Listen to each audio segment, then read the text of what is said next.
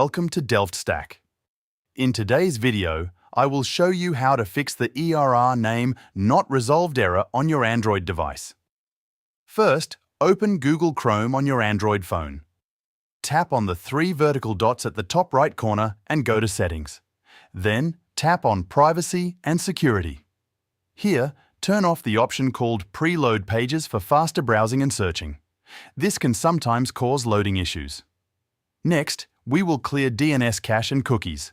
Go back and tap on History, then select Clear Browsing Data. Choose All Time as the time range. Make sure cookies and site data and cached images and files are selected, then tap Clear Data.